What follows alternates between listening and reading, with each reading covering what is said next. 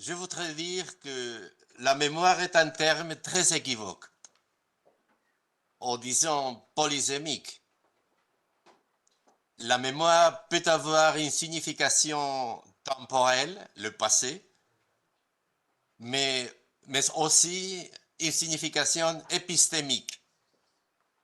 Rappelons-nous à Platon, il parlait de la namnésis, non? La connaissance comme mémoire, la mémoire comme forme de connaissance. Dans notre temps, la mémoire s'est imposée comme signification temporelle. La mémoire, telle que nous lisons, vise le passé. Elle fait présent le passé, l'actualise. Et cela a une énorme portée du point de vue éthique et politique. Pensons par exemple à la justice. Grâce à la mémoire, l'injustice est présente. Elle est déclarée actuelle, en vigueur. L'injustice, grâce à la mémoire, fait acte de présence. Et c'est comme cela que la mémoire devient l'avocat permanent des victimes. Elle est l'avocat permanent des victimes parce que grâce à la mémoire, toute injustice est présente.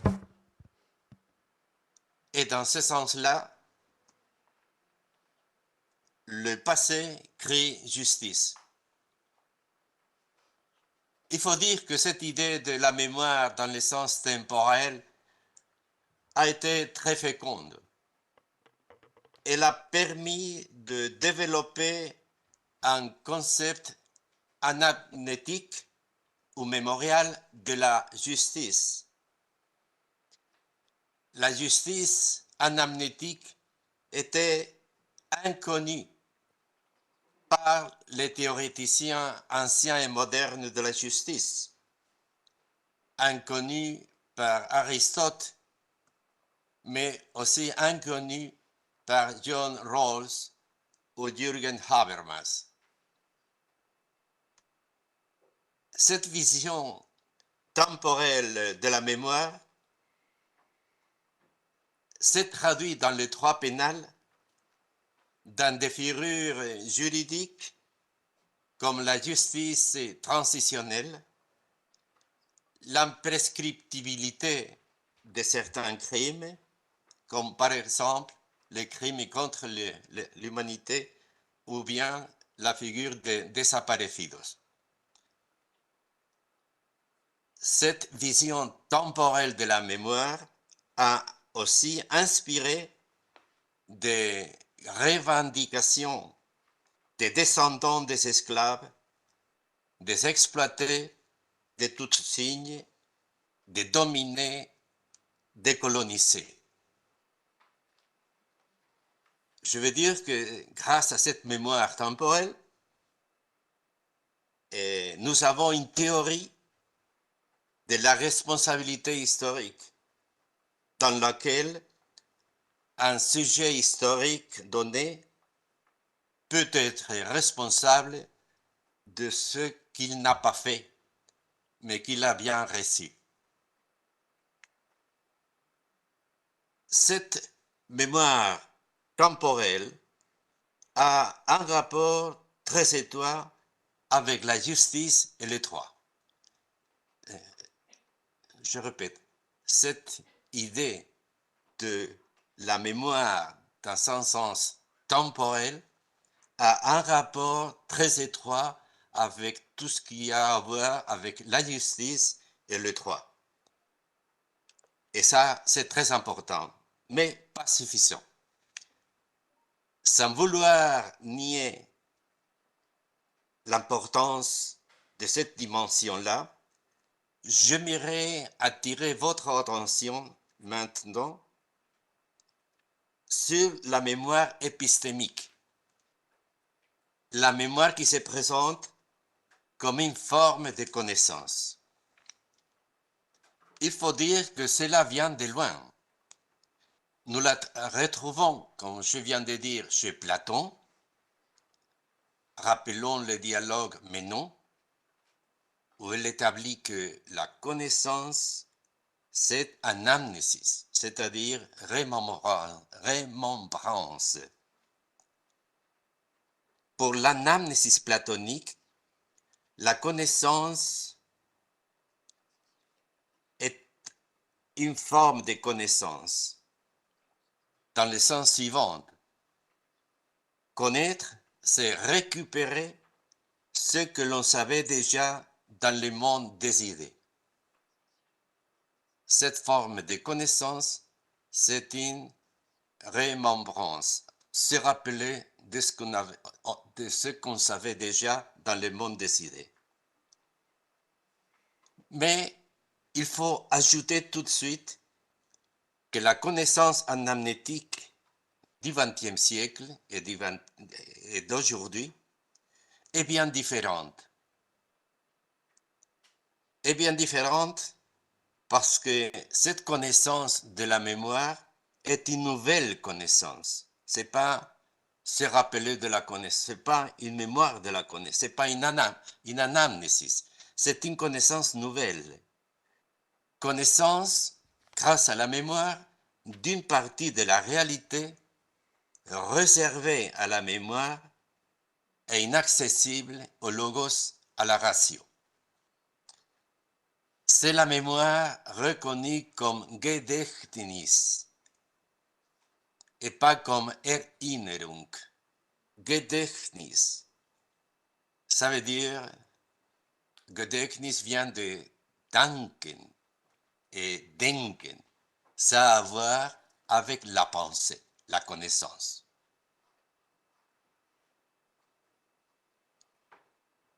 Je pense évidemment à la théorie de la connaissance mémorielle que nous trouvons dans des penseurs juifs allemands comme Walter Benjamin et Adorno, c'est-à-dire dans la théorie critique. Pour Walter Benjamin, le mémorable est ces moments de la réalité qui échappent à la force de la Vernunft, de la raison. Et ce qui échappe à la puissance de la raison, c'est une partie cachée de la réalité qui n'est autre qu'une Leidensgeschichte. C'est l'histoire de la souffrance. Le mémorable, c'est l'histoire de la souffrance.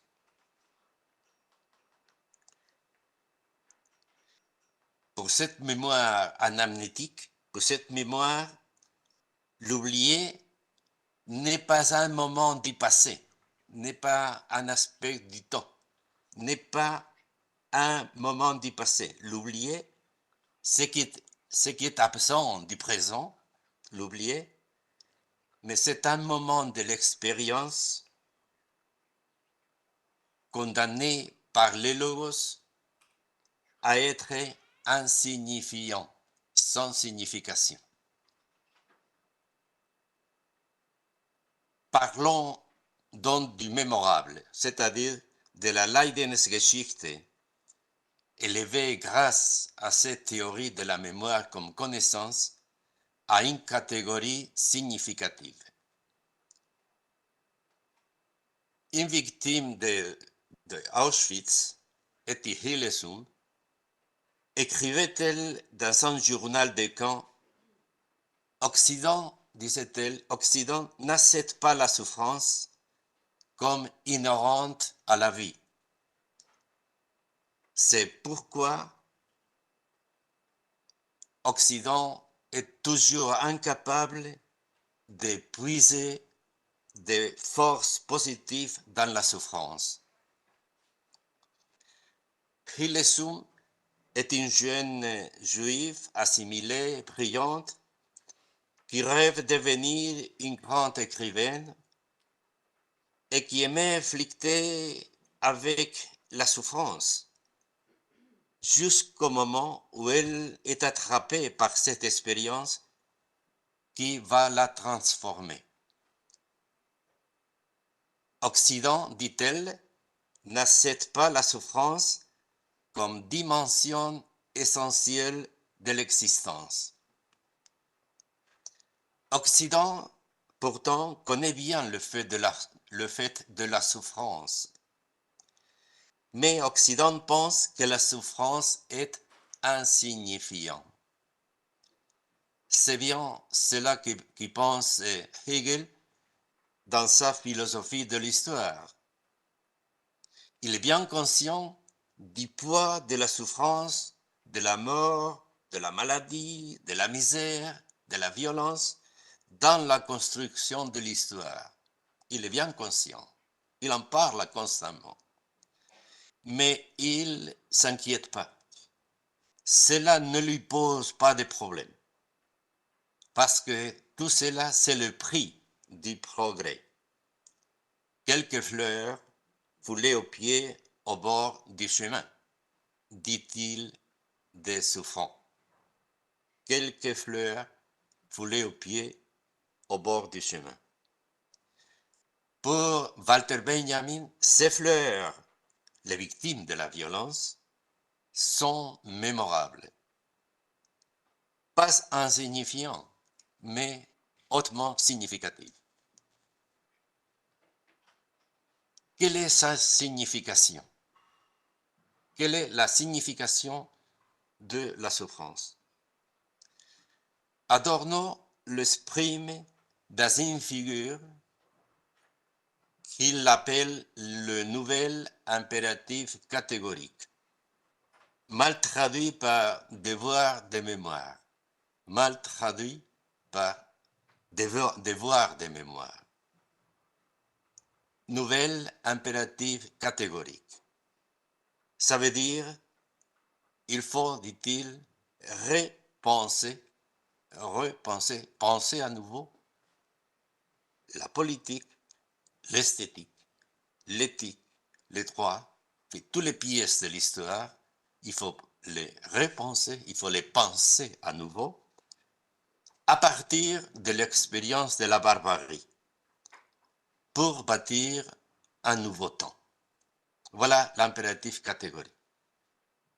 Il ne dit pas, il faut se souvenir des victimes. Il dit, il faut penser à nouveau.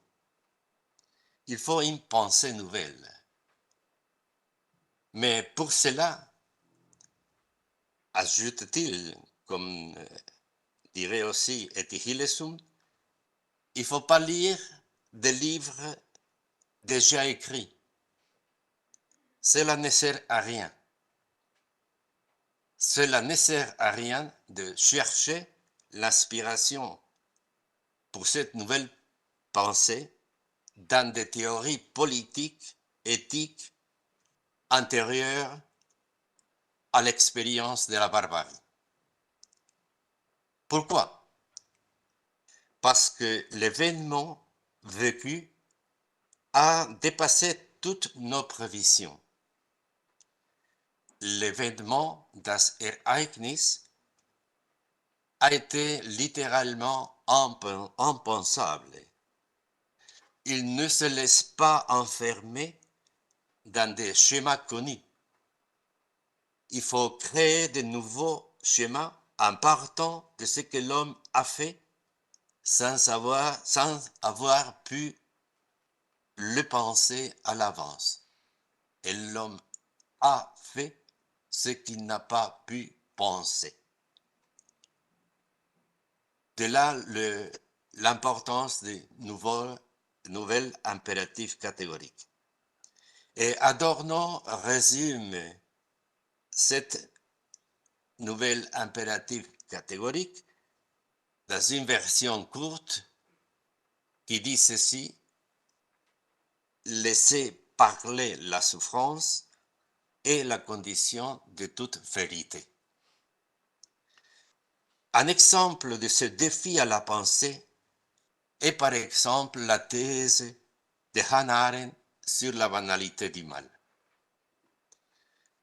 Jusqu'à ce moment-là, Arendt pensait le mal dans des catégories kantiennes, mais elle abandonne la théorie kantienne du mal radical parce que le mal kantien, pensé dans le contexte de la Révolution française, n'a rien à voir avec le mal vécu dans le camp. On n'attendait pas cela, dit-elle. Et pour cela, il faut abandonner la théorie classique du mal expliquée par Kant, et il faut inventer une nouvelle théorie du mal, la banalité du mal. C'est ça l'origine de cette théorie-là. Un autre exemple du nouvel impératif catégorique, du point de vue politique, consisterait à penser le politique après la Shoah en mettant en question le rôle central du progrès. Walter Benjamin disait « Progrès et fascisme coïncident ». Aujourd'hui, le fascisme, on le voit presque plus. Mais les progrès, il y en a en quantité. Comment penser alors le politique d'une nouvelle forme? Voici deux approches. Une possibilité, c'est penser l'Europe comme un espace spirituel, tel que, comme Husserl disait. C'est-à-dire penser l'Europe comme un espace transnational qui dépasse le poids de la terre et du sang, c'est-à-dire qui dépasse le nationalisme dans la définition du politique. Prendre au sérieux, du point de vue politique, le nouvel impératif catégorique, c'est penser l'Europe comme un espace transnational, c'est-à-dire comme un espace spirituel. Une autre lignée de pensée à cette question de comment penser le politique après la Shoah, c'est de revisiter toutes les théories des droits humains, revisiter cette théorie-là sous la perspective de Simone Veil, quand elle parle au lieu de droits de l'homme, de devoirs de l'homme. La différence de perspective entre les droits de l'homme et les devoirs de l'homme, c'est l'importance que nous pouvons donner ou pas à la souffrance de l'autre. Les trois pensent à un homme transcendantal qui n'existait pas. Les devoirs, pour le contraire, à l'homme qui souffre. Et voilà ce que je voulais raconter brièvement cet après-midi. Où est-ce que je vais aller? On critique aujourd'hui partout la mémoire. On parle d'une mémoire saturée, on parle des abus de la mémoire, des victimismes. Bien sûr, il y en a des abus, il y en a une saturation, il y a du victimisme, il y en a tout cela. Mais j'ai l'impression que nous n'avons pas encore commencé à parler sérieusement de la mémoire. Pas de la mémoire du point de vue temporel, mais de la mémoire comme forme de connaissance. Parce que pour cela, il faudrait repenser tout, la politique, l'éthique, l'esthétique, l'éducation, les droits, à partir de l'expérience de la barbarie. Et pour cela, il faut créer des doctrines et pas répéter. Merci beaucoup.